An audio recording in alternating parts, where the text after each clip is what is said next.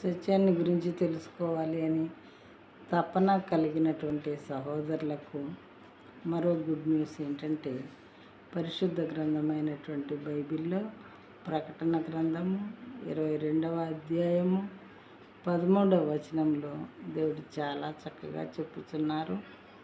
నేనే అల్ఫయు ఓమేగయు. అంటే దాని మీనింగ్ ఏంటంటే, మొదటి వాడను కడపటి వాడను.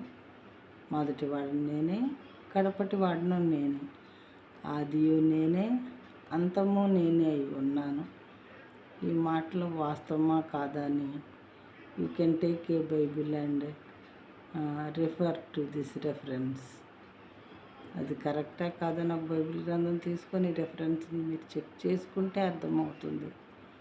మరి ఈ మాటలు చెప్పటానికి అందులో ఎంతో సత్యము ఉంటేనే చెప్పగలుగుతారు.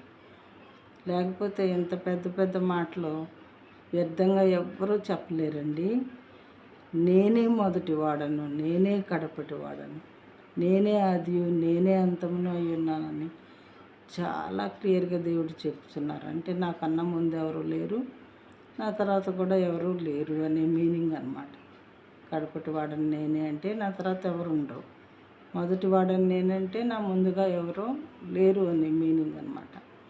మనం కూడా అప్పుడప్పుడు ఇలాంటి మాటలు వాడుతూ ఉంటాము. ఏంటది? నేనే వాళ్ళ అమ్మని, నేనే వాళ్ళ నాన్నని, సుజాత వాళ్ళ డాడీని నేనే అంటే ఏంటి? నేనే అంటే నేను తప్ప ఇంకెవరో లేరు, నేనే వాళ్ళ డాడీని, నేనే వాళ్ళ మమ్మీని. అలాగే దేవుడు కూడా నేను తప్ప ఇంకెవరు లేరు అని నొక్కి ఒక్కానిస్తున్నారు ఈ రెఫరెన్సెస్లో.